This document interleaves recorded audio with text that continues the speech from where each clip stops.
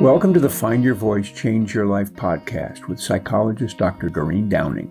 Listen in as Doreen interviews people who felt they didn't have a voice or who suffered extreme speaking anxiety. You'll hear stories about how they struggled to speak up, what they did to find their authentic voice, and the confidence they now feel to speak up and make an impact. If you want to get started right away to find your voice, download Doreen's free 7-step guide to fearless speaking at doreen7steps.com. And now, here is Doreen. Hi, I'm Dr. Doreen Downing, and I'm with the Find Your Voice, Change Your Life podcast. And I invite guests who have a story about what it was like to not have a voice.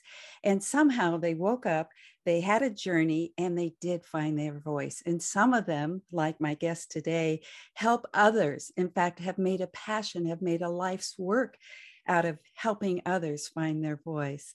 So welcome today to Mr. Les Brown. Hello, Les.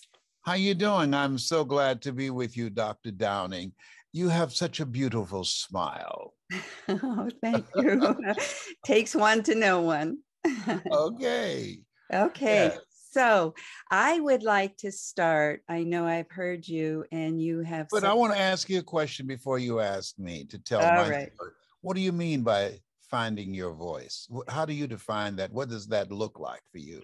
Well, I think from what I've discovered about myself not having had a voice, I had a PhD in psychology, of all things. That's a little bit about my story. Mm-hmm. And I was comfortable one-on-one in my office, but as soon as you put me in maybe 6 people, a room of 6 other psychologists, my heart would beat so loud I couldn't hear myself think. So I was not connected to my voice.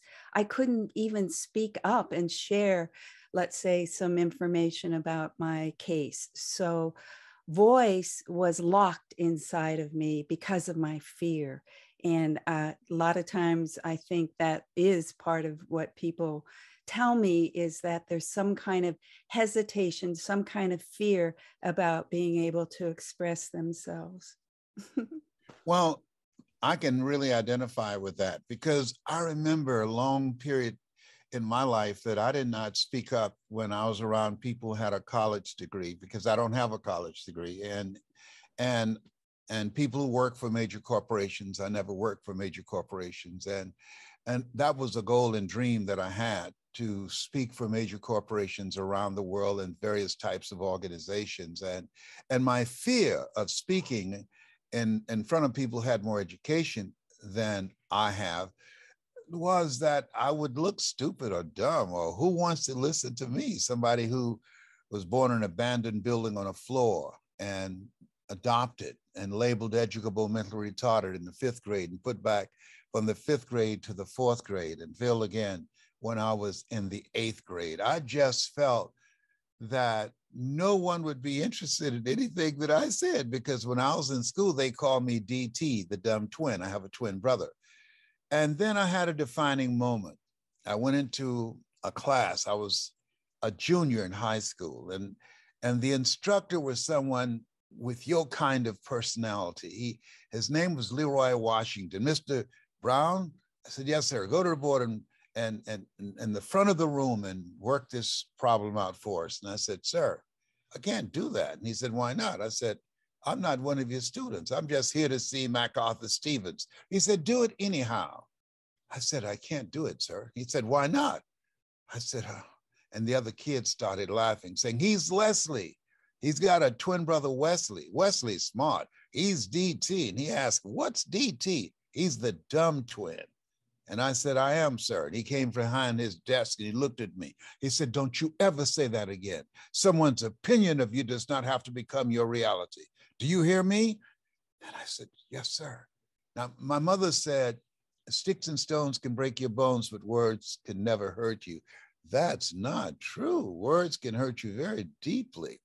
And they did. But when he spoke on that day, how people live their lives, as you know, is a result of the story they believe about themselves. And so he disrupted my story of how I saw myself, which shows up in how I was living my life.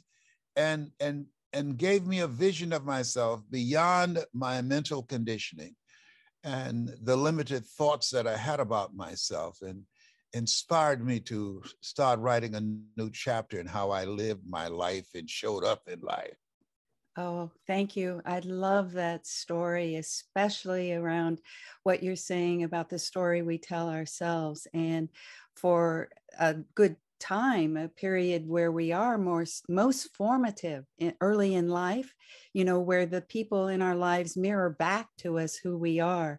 And you were mirrored back as somebody who is less than your brother. And how do you know what else to believe if you're not mirrored back? So that teacher, that moment, it was like he broke the mirror that had been around you, or the whole surrounding sense. Yes, because I was in an environment where I was treated less than, as you made note of. But the other piece is that, and as we look at ourselves in and out of the pandemic, that part of what we must do is continuously embrace a strategy that will allow us to know that we're stronger than we give ourselves credit for being. In Lion King, Simba, you're more than that which you have become. We're living in a time and a place where we've never been before, where there are people that are feeling fearful for their life. We don't see an end to the pandemic. The new information and all type of misinformation that's out here. We're living in a time where there's more stress and anxiety and uncertainty and fear and increase in suicide and spike in violence, bizarre behavior, unlike anything we've ever seen before. Yeah. And so we, in this place where we are, we have to, and the reason that I'm training speakers how to connect with their voice to be voices of hope and inspiration and voices of harmony and love and create a new culture for us. As Steve Jobs, who said, the storyteller is the most powerful person in the world. So teaching people how to find their voice and create a new narrative of how we interact and how we show up in life is the mission that I've taken upon my life. Yes, I know you have. And that's one of the reasons why I'm so happy to have you here today, to both show, like you said earlier on, some of the beginnings, your early beginnings, which were not real positive. Let's put it that way as a frame. But so that message to people, no matter what the history is in your life, that you can come to know yourself in a new way. It's a new story. And yes. So we're talking about, well, then other than a teacher that comes in and says, hey, you're magnificent, and just know that you're so powerful and you're beautiful. How do people, let's talk about how people can find their voice. And I do this podcast and I interview lots of people, so I have a lot of information about how people have done that. But I'd like to hear how you think people can find their voice. Well, I think that people who are serious and want to make a living doing it, or they have some cause that they believe in, that they want to be the storyteller of that cause, they should get a coach, somebody who's experienced, who has done it the way they want to do it, and get some coaching from them, because you can't see the picture when you're in the frame.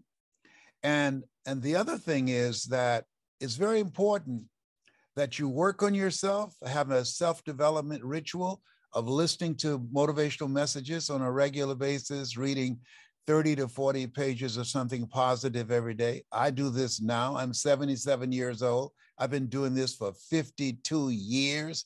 And so I still have this ritual for mental maintenance, because stuff happens. And we have to really fortify ourselves and keep our faith in our faith in order to begin to live life on our terms.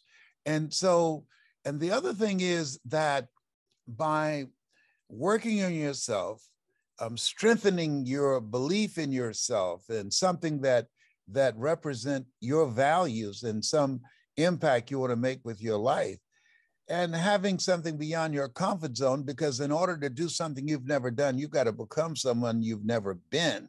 And with a coach, you can begin to develop your intuitive abilities to make an impact on a larger level, to live a life that will outlive you.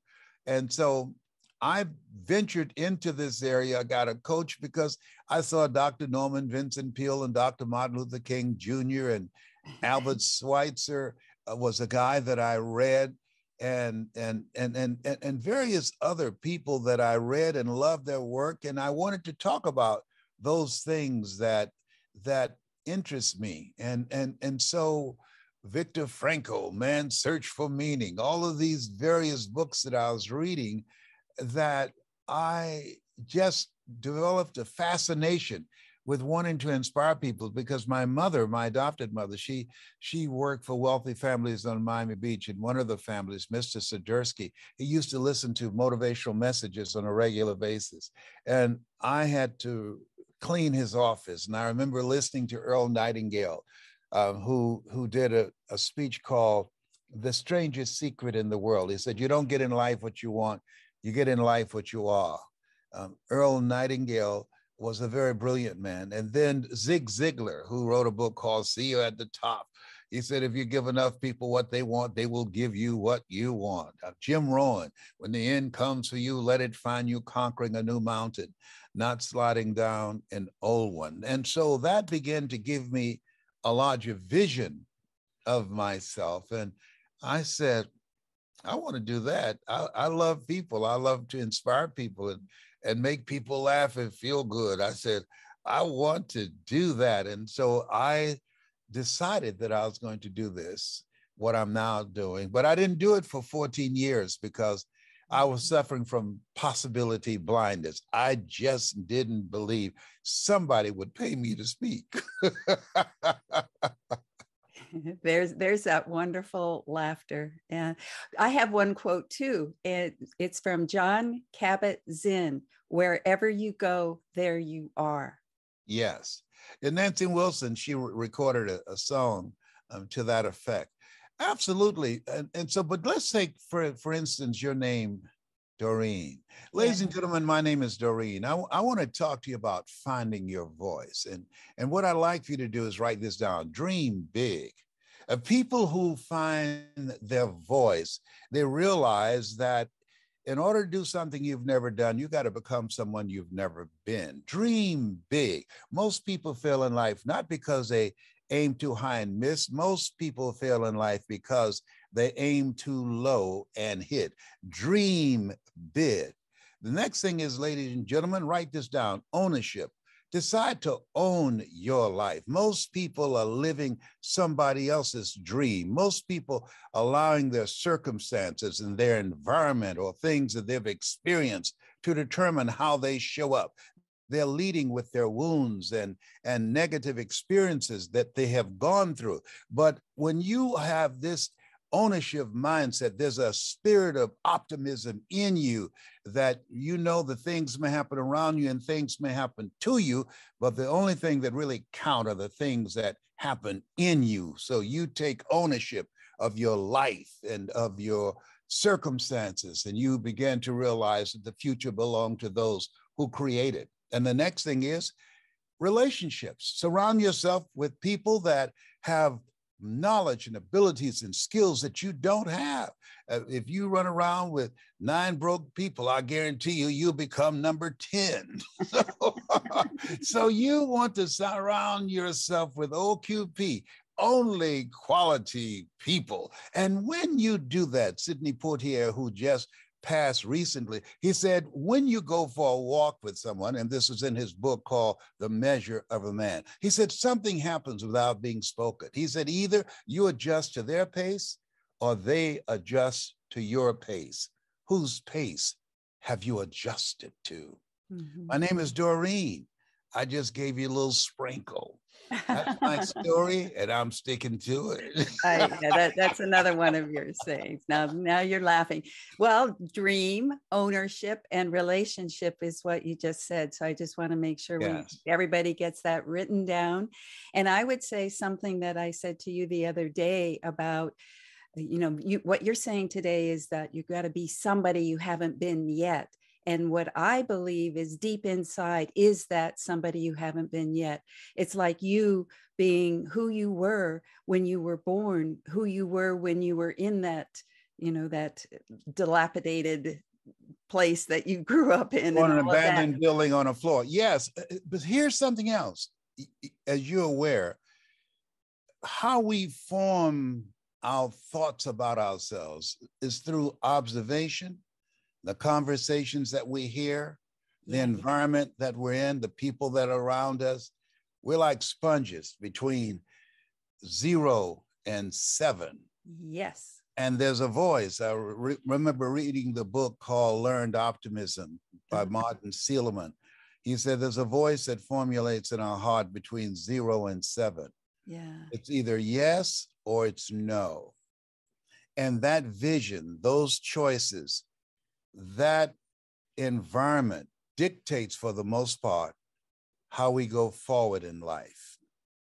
And that's why it's important that, one, we get to know who we are, the truth of who we are, and not who the world tells us who we are. My favorite book says, "Be ye not conformed to this world, be transformed by the renewing of your mind." We're living at a very dangerous time now, where we have technology that knows more about us than we know about ourselves. They have algorithms that can tell if a person is a homosexual when they come into a room, or a lesbian, before they know it, by the movement of their eyes. Whoa. Oh, behave. I'm saying that. I said, are you kidding me? I mean, I was talking to a friend of mine the other day about something I wanted to purchase. And then when I looked at my phone, there was all type of advertising for that particular product. Come on. And so we're being programmed to buy things constantly. That data that even when we think our instruments, our phones are off, they're still listening, and they have algorithms to follow when we go from one place to the other in terms of our physical movements, but also in terms of our purchasing of products or the conversations that we have. This is a different kind of space. So getting to know who you are and what you stand for and what you represent is major in this space, unlike any place that we've ever been before. Yes, and I think that goes back to ownership. What you're talking about is claim. And then what I started to say about wherever you go, there you are. And you, early in your life, before your message took hold to who am I, before that heart message at 7, I believe that your brilliance was hidden. And that's what we have to do when you talk about dream. We have to tap into the part that never really got to live so expansively and let him out. And Doreen, you are so on target, because we're made in the likeness and image of God. Yes. It doesn't get any better than that. We've been given the power, authority, and dominion over everything on the face of the earth. However, we will never exercise authority and dominion over our lives until we exercise authority and dominion over what we are not. Yes. So the world is defining us. And so what we have to do is to amplify that voice inside ourselves. I saw an analogy this morning, and it said, when an eggshell is cracked open from an outside force, the life force in that egg dies. But when a force inside the egg cracks it, that force is life. I love it. I love it. I love it. Yes.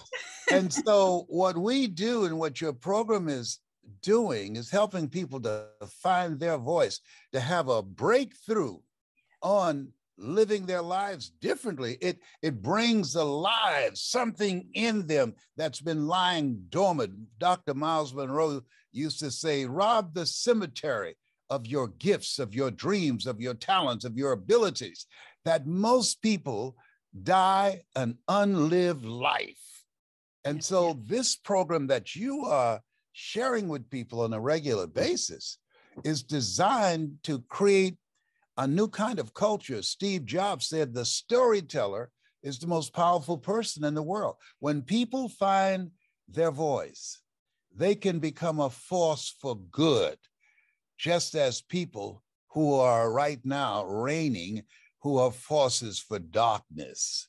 And so we owe it to ourselves and to our children and to our children's children to leave the planet in better shape than how we found it. It was Leo Tolstoy. He said, as I face inevitable death, what in the purpose and meaning of my life that will not be undone or destroyed when I'm gone? And I say to you, the people that you help find their voice and they go out and they decide to do a podcast, helping people to begin to realize that what they say, it does matter, and begin to connect with the power that they have within themselves to do more, have more, and experience more, that work will not be undone or destroyed when Doreen checks out. That's my story. Now I'm sticking to it.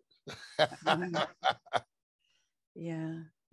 So, and it's not just about being an inspirational speaker on a stage. It's about being a PTA mother who goes to a meeting and says, hey, board, this is not working for my child. It's so many stories that I've heard about people who can't find a voice, let's say relationship even, where a woman who's in a bad situation who said no more. And so I love just what you just said about finding your voice is where your power is, and you can speak. And that goes back to wherever you are, there you go, is that if you have your voice and the situation is, well, one of the words you just used is dark, you can say, whoa, wait, I would need to turn on the light here.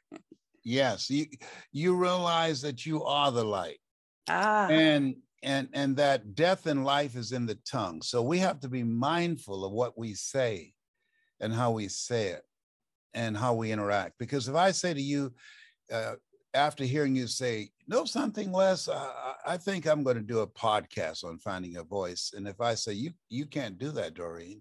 MIT did a study, and the study indicated that somebody else has to come along and say, Doreen, you can do it. Doreen, don't listen to him. You can do it. You can do it. 16 times to nullify that one negative comment. Oh. Yes. So words are powerful. And so we have to be mindful of the words, not only what we say to each other, but the words that we say to ourselves. Because that conversation, we have to continue to build that up, to build mental resolve, to begin to rise above the noise of the world. They call this the attention economy for a reason, because the world out here is so noisy. It drowns out the voice, that still small voice within. And we start living our lives from the outside in rather than from the inside out, where the power is. Come on, somebody. Well.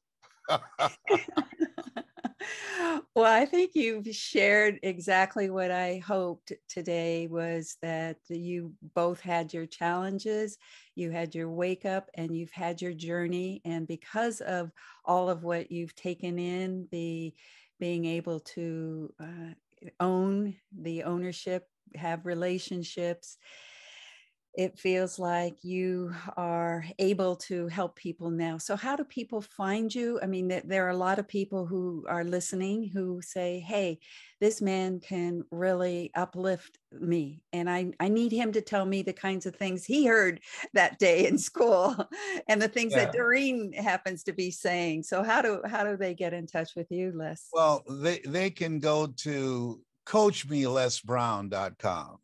That's a great title. Coach Me Les Brown. CoachMeLesBrown.com. I'm hungry. Yes. Yeah, I want to do what you do, or help me to begin to connect with the power that I have. within myself to live a life that will outlive me. CoachMeLessBrown.com, 1S.